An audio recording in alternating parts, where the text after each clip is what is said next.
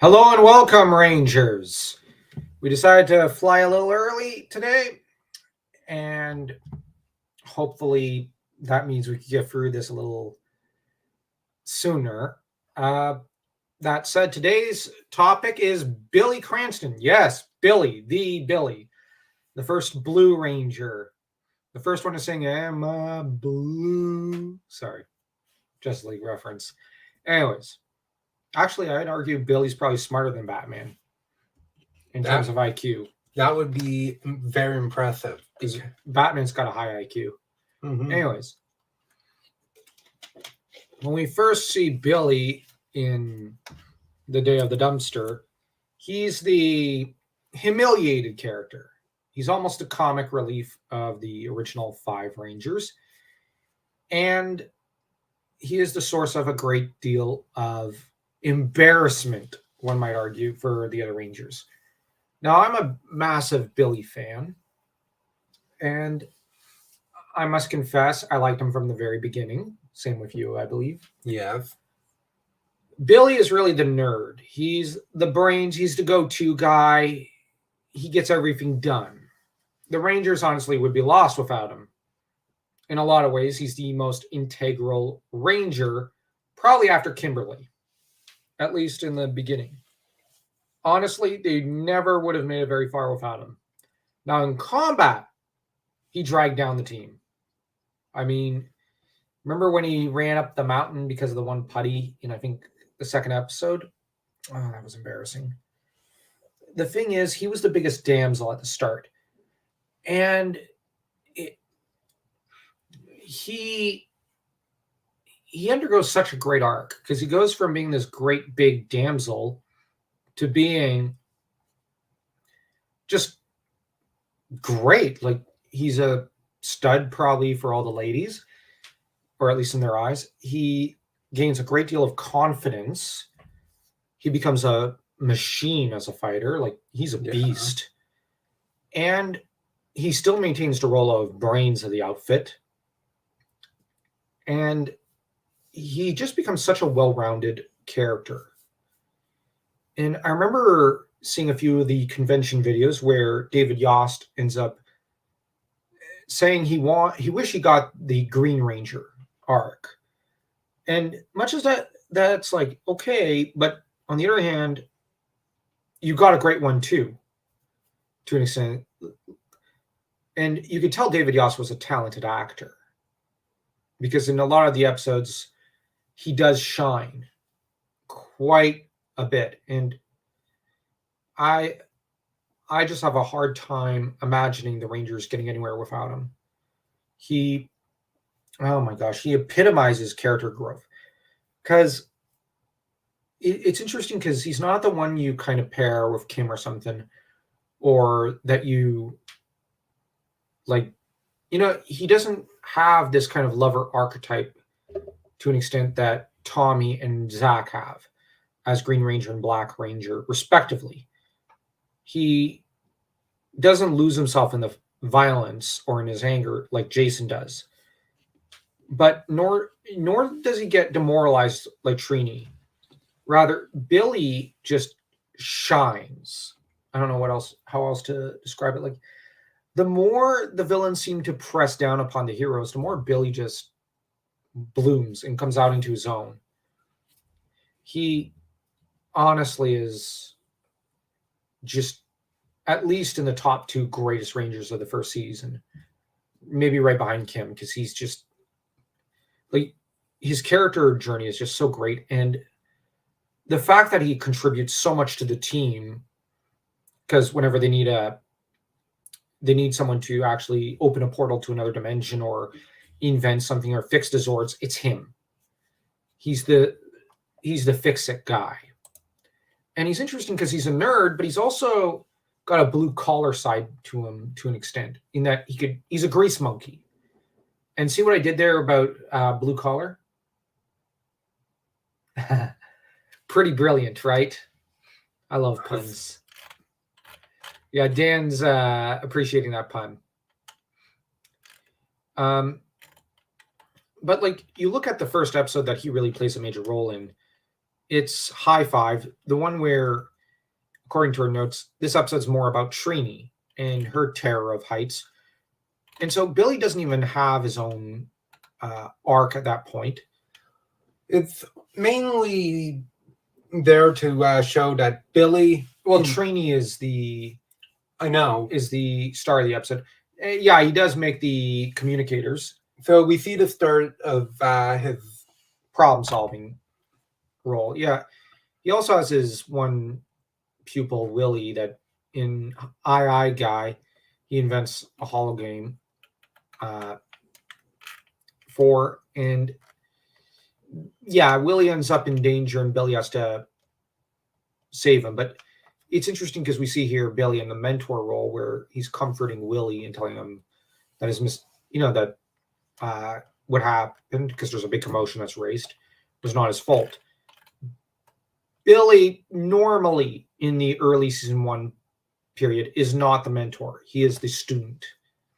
He's not yet the magician in his fullness, but you can tell he's pretty much kind of something like a child prodigy archetype. He's just not confident in his own skills. And of course, the first episode that seems to start to give him a bit of a burst of confidence, arguably, is the Power Ranger Punks, where Billy and Kim become, well, kind of like gangsters. It's a funny episode. I really like this episode. I really love it. And I have to admit, I just find it just such a funny episode. And you know what? Like, in terms of Billy, I think this is when he first starts to realize, like he does need to start tapping into his brute force, but also that he has good reason to be confident. It kind of gives him a bit of confidence. And at least we get to see Amy Jo Johnson looking hot in that episode. It has to be said. Yeah. She looked good as a punk girl. I'm joking. But yeah, the episode's a good one. Of course, you have Peace, Love, and Woo, where everyone has a date except Billy. Don't they really use this plot with Adam later? I'm pretty sure they do. Yeah. Yeah, except in that episode, Billy gets asked at the last minute. But it's interesting because in that episode, while Adam is freaking out about, oh, I'm not going to be able to get a date, Billy doesn't care. And then Billy's asked out and just acts sort of casually about it, which it shows that he's come such a long way. And it's really interesting because Billy starts off not very confident with the ladies, but then by season 2, he's gaining confidence and strength as a person. So I just love that, to compare and contrast him with Adam. Adam ends up in this position, but the difference is by then Billy's overcome this. In Dark Warrior, he wants to study Trini's uncle Howard's style. Now, by then, Billy's kind of started to, I think, train under Jason. And his studies under Jason are rather interesting because when he first tries to sign up, Jason does give him quite a bit more attention, and it's a great scene. That said, Bulk and Skull soon humiliate Billy, which evidently the character doesn't really appreciate. And later in the season, Tommy and Kim are the ones that Billy spends all his time with, and occasionally Zach, so that you get the sense that he kind of, and maybe Zach tutoring Billy in martial arts around that time. So he starts off studying under Jason and moves over to studying under Tommy and Zach. And this turns him into an absolute beast because, well, by the end of season 2, there's almost no one who can compete with Billy as a fighter. And yeah, most of his, like, I don't want to even talk about the episode where he switches personalities or whatever with Kim. That's just, no, let's just, now in Green with Evil, he doesn't play much of a role now that I think about it. No. For a character who has so many character interactions with Tommy and has something of a bromance with him, he doesn't really interact with him much during that arc. And like the next episode we really get is something fishy, where he seems to have a fear of fish, but this never really comes up after this, and I don't really like this giving him a phobia in hindsight. That doesn't lead anywhere. In a way, this is rehashing Trini's one story arc. Yeah, it is, isn't it? And I'd rather that they didn't do that. That being said, it's interesting that Kim is the one who stays behind with him out of compassion and sticks around with him while Jason, Trini, and Zach go scuba diving. What's interesting is how Jason and Trini and Zach are always shown scuba diving later in episode 1 and early season 2. I would argue that in terms of character arcs, this is when the 3 characters really develop that passion, probably. So this episode is very relevant to a later plot point and subplot, because these characters are taken off the map, so to speak, later with the excuse that they're going scuba diving, which I adore the sea and I adore swimming, so I can kind of get it. On the other hand, I get a lot of people might get resentful at the mention that, of dividing the group into 2 groups of 3, but we have to accept the reality that this is what indeed happened. And I think that when it comes to Billy, for example, for season 1, his most important bonds are probably Kim and Tommy. He does have an interesting bromance with Zach and Putty on the Brain, but like in this episode, it's Kim that he hangs out with, and who ends up playing a bit of a sisterly type of role to him. But it's also really interesting because Kim and Billy seem to interact like she's a bit of the baby sister between him and her, because he seems to really try to encourage her IQ, because you got in the Green Candle, he's explaining the device and she ends up kind of guessing at some of the functions and realizing how they work. And Billy pretty much tells her in a very encouraging voice, affirmative. And you start to see her brains coming out, which I really like that. I like that Kim develops her own, well, she's developing her mind, while in turn, like the interactions just seem like little sister, big brother type of thing. And I really like that. She has the exact same sort of interactions to an extent with Jason and Zach. And maybe to an extent, she should be regarded as the little sister, but we'll have to discuss that in her stream. As to Billy, he's kind of the baby brother to Trini, Zach, and Jason in some ways, or so they treat him. I wonder if maybe that kind of stunted a bit of his growth in universe to an extent, so that he came to depend on them for a bit longer than he would have otherwise as a fighter. I don't mean that they did anything wrong. No. He was a disaster and needed protection early in season 1. But maybe, Jason was being a compassionate sensei. Maybe what he should have done was be a bit tougher on Billy. And this is where, I'm not sure. Like, Jason was evidently a good sensei and cared deeply for his student, but maybe kind of giving him tricycles wasn't helping as much as, well, on the other hand, knowing Zach and Tommy, they probably also kind of took it easy on him. You do have to go easy at the beginning, I guess. Mm-hmm. I don't know, but it's such a complicated issue. And maybe Jason's style of fighting didn't jive well with Billy. Well, I guess, but Billy does end up using, like, Jason's style seems to have been mostly punches and relied on a great deal of upper body strength. Billy uses the uses a similar style. Okay. I would argue that Billy probably knows the hip hop keto of Zach. He evidently knows Tommy's style, and Tommy has a great deal of knowledge of other martial arts styles, including Jason's. So we also know that each of the Rangers, at least the second team, probably swapped moves. Then again, Aisha used a similar style to an extent as Billy, at least relying on upper body strength to a large extent. So maybe he picked up a bit of hers, but also quite a bit of Jason's. Tommy is also pretty good at punching and whatnot and using upper body styles. I just think that there's a bit of a resemblance between Billy and Jason's style. Although the difference is that Jason and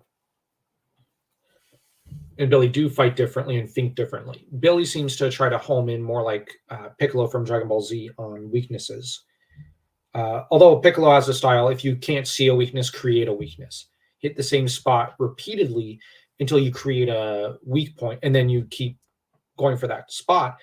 Billy seems to try to home in on a weak point, and a lot of his style seems to depend on, like if you watch the movie with Ivan Ooze, with the ooze monsters, he's trying to find and aim for weak points with the ooze monsters. I find, or so I noticed, or thought I noticed. Billy's got an interesting style. And just to harken back to the movie, he's not above using Rocky and Adam as a bit of bait to study the enemy, which is interesting because in a way he's always looking, and it's almost like he's looking at the combat with the enemy as a bit of a puzzle, like a Rubik's Cube, and that every enemy has a weakness and he's got to figure it out. And maybe this is why he didn't burn out like Trini and Zach did when Zed came in, because he was actually looking at it as more of an intellectual challenge. Because we know from season 1 that school bores him. And he just stays in his grade because he doesn't know anything else. And he's looking for emotional connections with students like Tommy, Kimberly, and whatnot. Really, he could have gone off to university and graduated by now, a long time ago. But he's looking at, I think what really motivates him is the fights with the monsters, because he's trying to figure it out and trying to crack the key to every problem. Yes, because he grew up fiddling with gadgets, inventing things that nobody else could. And he approaches combat with that mentality. There's a problem. Let's try and fix it. Let's try something whacked out to solve it. Yeah. And that helps with how he fights. Yeah. And it's, yeah. But like I said, it's interesting, and it's great that Kim's the one who encourages him, because these two's friendship later proves to be an important part of their it proves pretty important later on when you consider the fact that those two are the only two left of the original 5 by the end, by the midpoint almost of season 2. Of course, you have Grumblebee, where Billy, oh, right, I remember this episode. He's horrified to get his first B. And he ends up having to, this is where he loses temporary confidence in his IQ, because he's like, I never get a B. Oh my gosh, Billy, my man. B's are natural. And the fact that the teacher was like, oh, don't worry, it's normal. You had an off day. Yeah. And he later comes back at it and retakes the test, I think, and gets an A, because he's not satisfied with a B. Just the amount of perfectionism. Well, when you consider that some of the smartest people in the early 20th century, for example, geniuses of unparalleled wit and cunning and intellect, failed and flunked in school simply because they lost interest. Albert Einstein. Yeah, Robert E. Howard as well. You look at even 19th century people, there are some of them, like I think Mark Twain never really completed school. You have a lot of geniuses in the 19th and 20th century never finished their schooling. Nikola Tesla. Yeah. And yeah, whereas now that I think about it, there is one great genius who did complete all his schooling and made his way to professorship, Tolkien. So there were those who completed them. Maybe it was a matter of determination and having motivation, because Tolkien, we have to bear in mind, fell in love at around 12 or 13 with Edith, and that motivated him into wanting to actually go out there and become a great professor so that he could give her the life he felt she deserved. So yeah, he was fascinated by languages and wanted to study them for the rest of his life, but we can't underestimate the role of Edith, because he might have just done the Howard thing and just put in the bare minimum effort, studied languages on his own time and whatnot. But he had a wife to shoot for and aim for. Billy strikes me as having a bit of that kind of self-discipline. The only thing is, maybe they should have given him a bit of an Angela type character to give him a bit of a love story, so that, you know, he has something that's giving him the focus and discipline to shoot for, you know, such high grades. Because sometimes I've seen that it's a little harder for geniuses to actually pass schooling because they don't want to. They actively kind of self-sabotage because they realize it's utterly pointless to an extent, and they just coast by on their, like, on the bare minimum effort.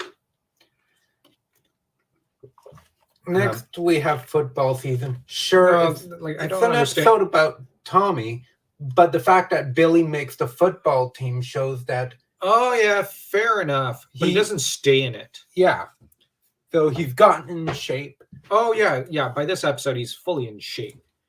Yeah, you're right. And this shows that there's a progression, not just in the skills, but in his physical. Yeah, because in the video game, they portray him as plump. And while he wasn't plump at the beginning, because if you notice, David Yost was in very good shape, but you're supposed to read it into the show that Billy is fat. Let's just be honest. He's supposed to be. But this is not to say that Billy, like, basically he does what is so difficult for a lot of people. He starts exercising, and this is not to judge anyone. It is something that's often very difficult for a lot of people to get in shape. It's not the easiest thing to shed body weight and turn it into muscle mass.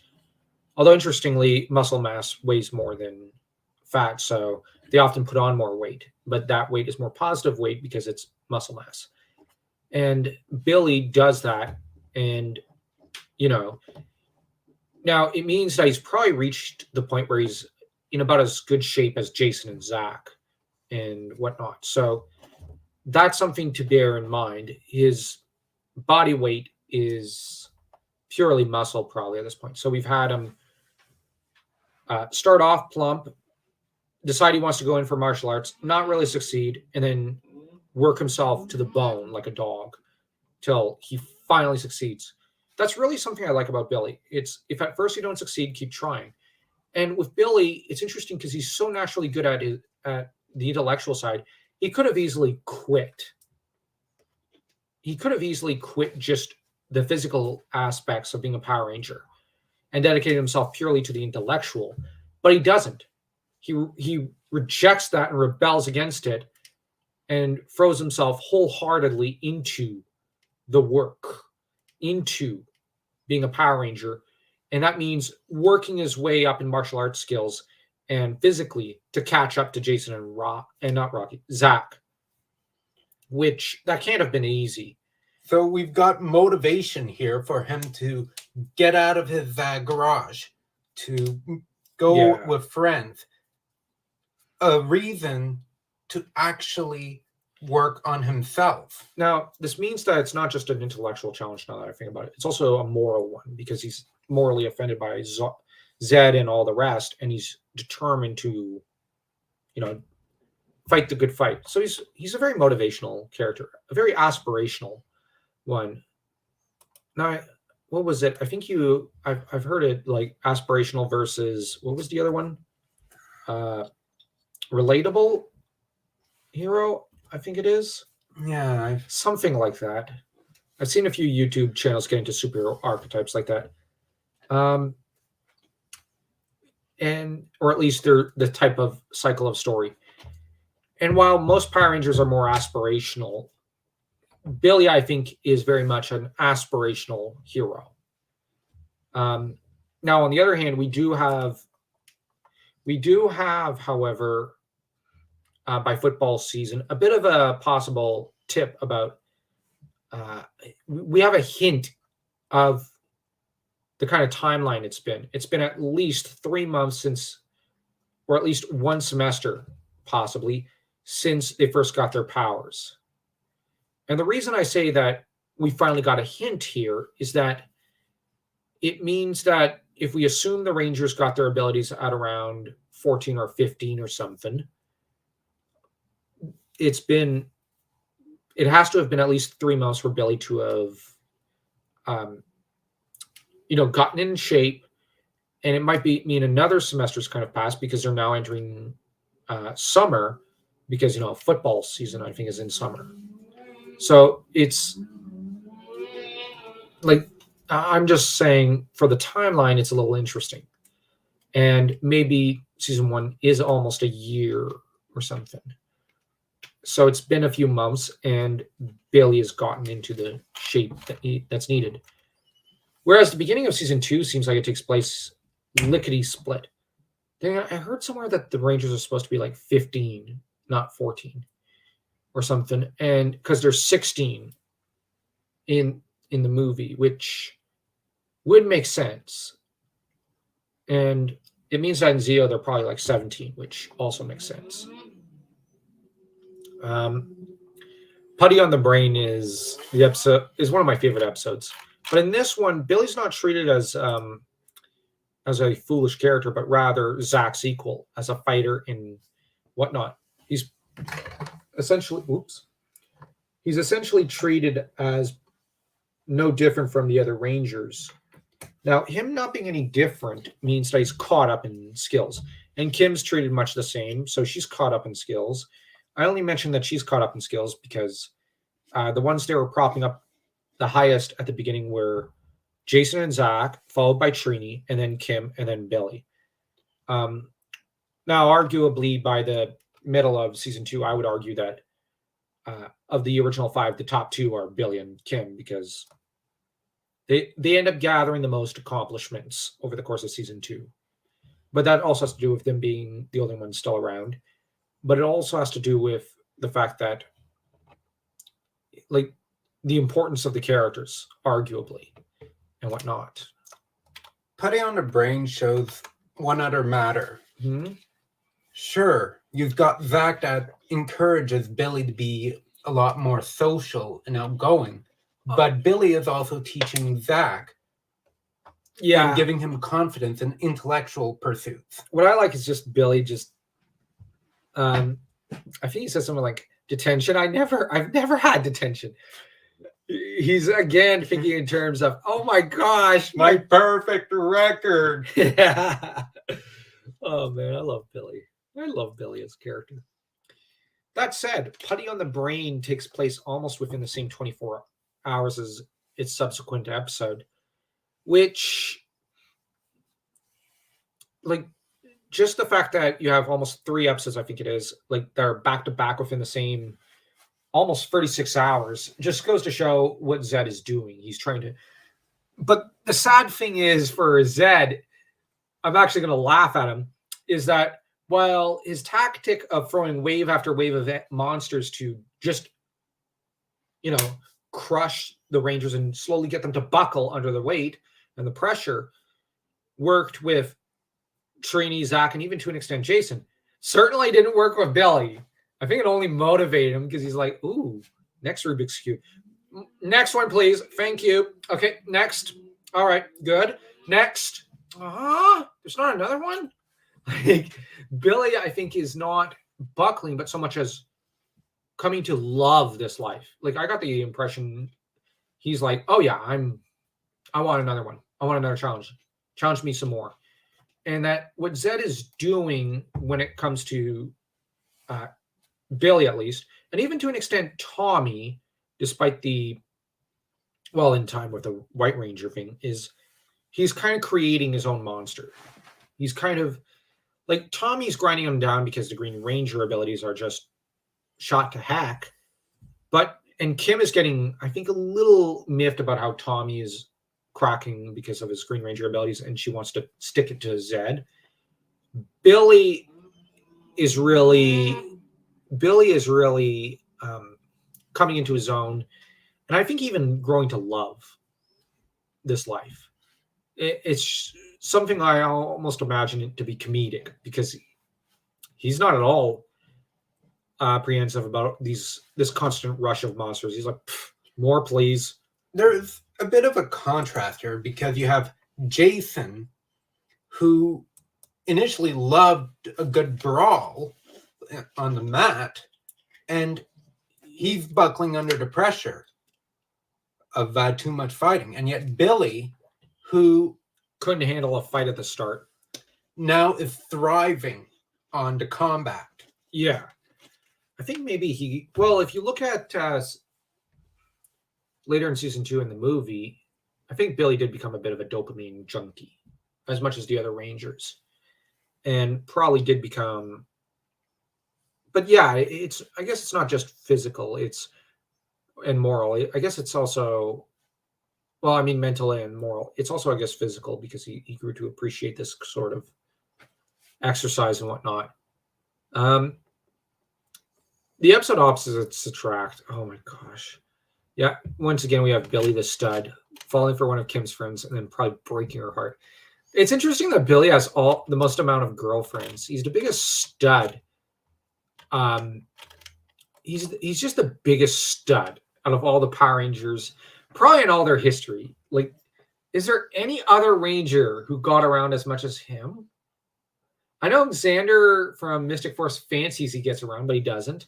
I know Zach likes to play at being slightly more skilled with the ladies than what he truly was.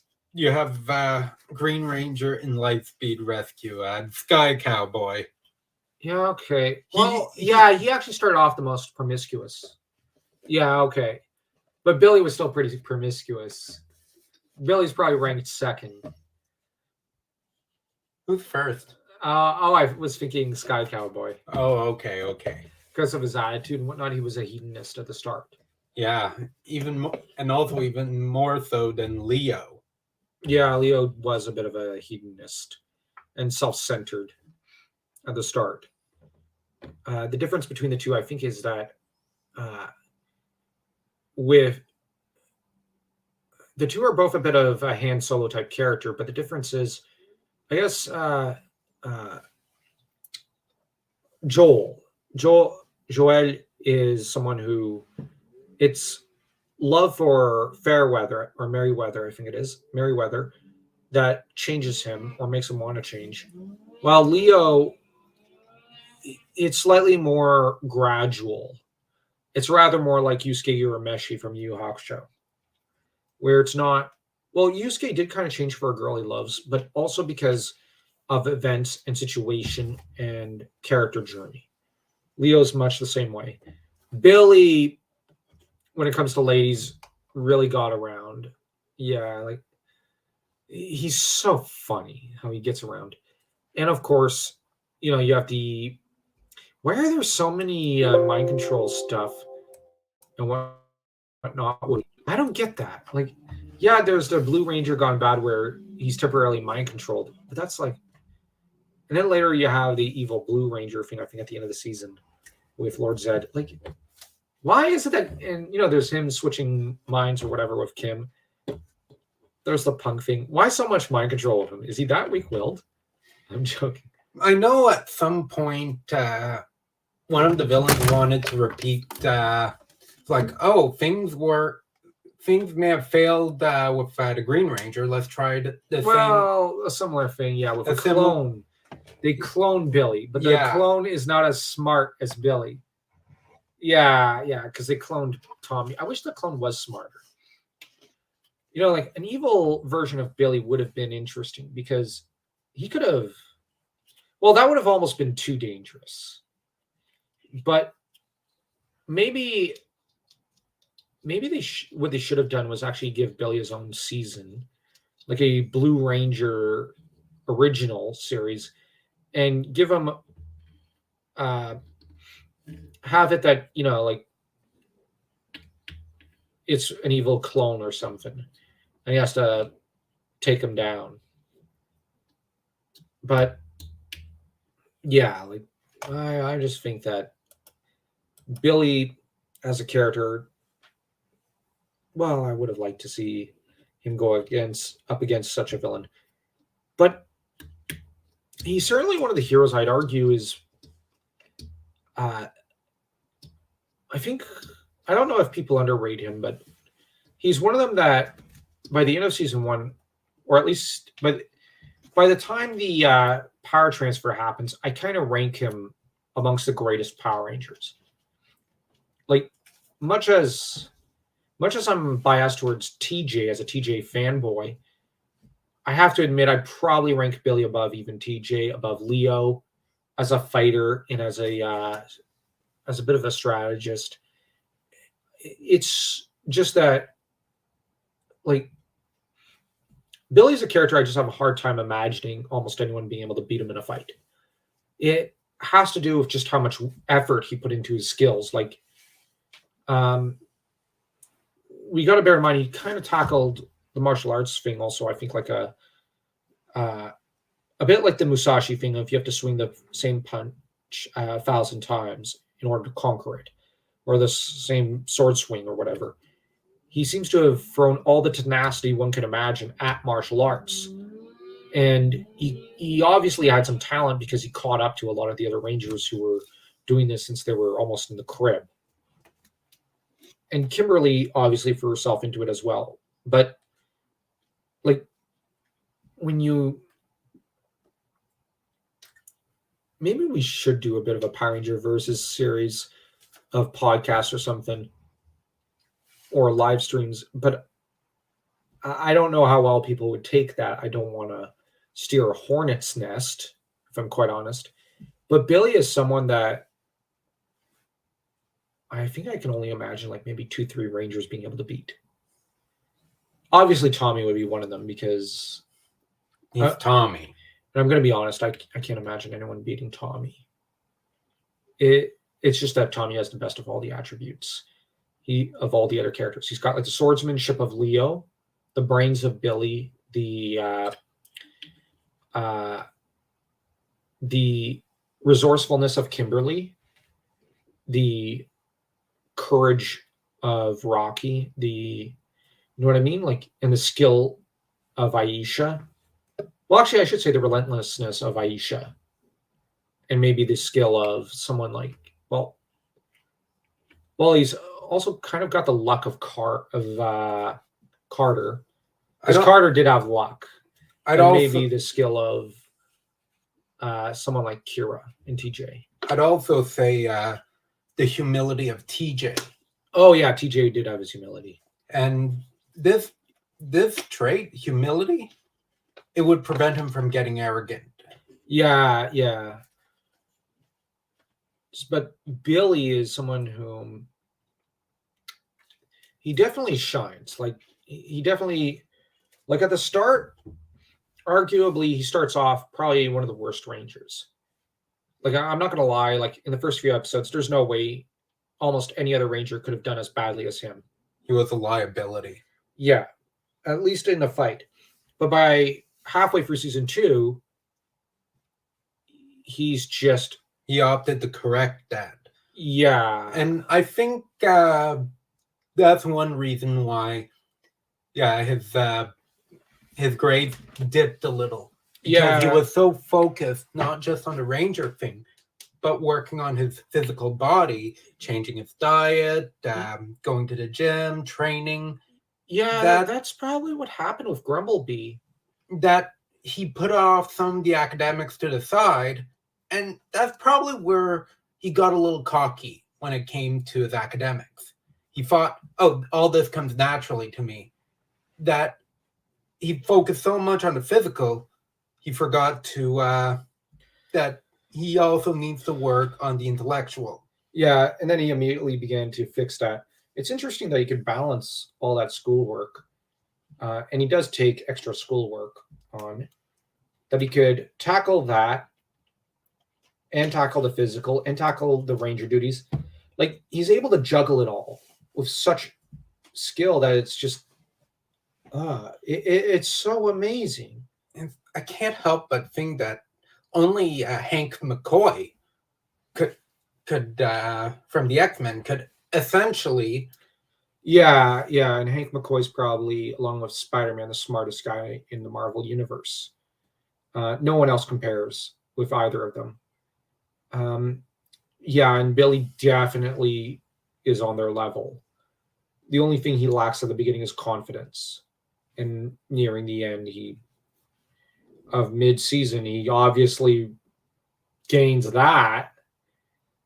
But because you look at him in the beginning, you'd never think he'd make the football team. Yeah, I know. And then he somehow makes it, and I think like by the start of season 2, he's basically like, yeah, whatever. I'm gonna drop this. Maybe he just did it just to see if he could. And it was probably at the encouragement of Zach. And it was probably, remember, the other male Rangers joined to help Tommy with his confidence. Yeah, because Tommy lacked confidence, probably due to the whole Green Ranger powers nonsense thing. So you probably had Tommy and Billy who were feeling confident, and Billy probably decided he'd work alongside Tommy. And basically, the two ended up saddled together and decided to encourage each other, which the fact that they're bros and whatnot makes sense. The bromance between Billy and Tommy is something I do like from Zeo in some of the scenes, but I just wish Billy had a larger role in Zeo. But Billy ultimately, in the latter half of season 2, towards the end of season 2, that's its own thing. Like, Billy really goes in a different direction. One should all, like, in the latter half of season 2, Billy's character goes from revolving around trying to gain confidence and skills and whatnot towards, ironically, it goes from being an inward journey to being an outward one, where it's about him basically becoming friends. Like, they spent less time on Billy gaining confidence and skills and catching tail than it was about him bonding with other characters. In particular, Rocky, Adam, and Aisha, which, like, I want to keep that as a separate stream because there's so much that's done there. Like, I really do love that character growth on Billy's part because, well, let's be honest, that I kind of view as a separate thing because, like, this stream was, like, we've examined Zach and Billy. I think from Zach, Billy gained confidence. From Trini, he gained probably courage or something, the courage to overcome his fears and whatnot. And from Jason, he learned skills, that is to say, and as well as probably diet a little, a better working diet and whatnot. And from Tommy, this might sound cheesy, but he kind of gained a brother. And with Kim, maybe a sister. But with Kim, she was also a bit of his student in a way. Much as like you get a clear sense if you watched a movie that she taught him gymnastics because he's a masterclass gymnast by then. So she obviously taught him what she knew, just as he taught her what he knew. But I might say that he taught her more because he he helped with her academics. But on the other hand, he also helped her gain confidence in her own intelligence. And Kim has, I'm just being honest, Kim has brains in spades. She's um, I'm trying not to be too biased, but she's probably the smartest of all the Pink Rangers. And what I mean by that is that as much as I like Donna and Cassie, Kim seems the cleverest and most resourceful. And she's basically Odysseus in a drag. She's always got a clever scheme up her sleeve and can outfox her way out of any and every situation. One thing that I do admire about Billy is how he helped all of his friends, even Bulk and Skull, with their academics. Oh yeah. And I liked a couple of times where Bulk and Skull were pretty much friendly with him. Yeah, but that primarily occurred after Rocky showed up and Aisha showed up. So yeah, that's in later season 2. Throughout season 1, Billy seems to have a really tempestuous, antagonistic relationship with Bulk and Skull. That is not a healthy relationship. They bully Billy way too much, and they go out of their way to be cruel to him more than any other. And they seem to have a special hatred for him and for his intellect, which in a way, I guess one could probably regard the relationship as Bulk and Skull represent kind of society at large, in a way, rejecting the gifts that a genius has to offer and all that, like all that Billy wants to give to the world. But the difference is that eventually in time, they come to accept what Billy has to offer. And Billy ends up making friends out of them. As to Trini, I remember hearing that a lot of people seem to think that Billy had a crush on Trini, which I'm not sure. I guess one could read that into it. I never really thought about it. I just remembered that that's a detail that I remember people talking about back in the 90s. Yeah, and I think part of it is because she was one of the earliest to truly understand his technobabble. Yeah, because they just had her.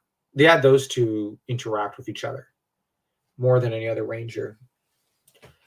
As to, which does show that they had a previous friendship. Yeah. You definitely get that impression, and you definitely get the impression that Billy does admire her, and that she's far more socially capable than Billy. That being said, Billy is one of the most complex characters in the first season. Yeah, when it comes to his relationships, like, he's got a few good ones. Like I said, I like his relationships early on with Tommy and Kim. I do like the bond with Zach, but he spends more time with Tommy and Kim. And then later he spends a lot of time with Aisha and Rocky, which, given that him and Rocky are always kind of chatting each other up in the middle of a fight throughout season 2 and in the movie. Yeah. That's probably my favorite bromance in Power Ranger history. Well, I also like the TJ Tommy bromance, now that I think about it. Yeah. But that one, I think that one is just comparable to Mace Windu and Obi-Wan Kenobi to an extent. The two most capable guys in the room, just naturally just chilling and taking down enemies like they're I don't know, nothing. Cutting them down like guacamole. I had thought this stream might last longer, but no one showed up in the chat, and I think we're just about finished. Next week is, I think, Rita Repulsa or something. Oh my gosh, Rita. That ought to be interesting. She was a good villainess, though. But anyways, tell us what you think in the comment section, as we're going to leave it there. Don't forget to smash that like and that subscribe button. As though, I guess you were Billy smashing a news monster? Yeah, we'll go with that one. And remember, everyone, may the power protect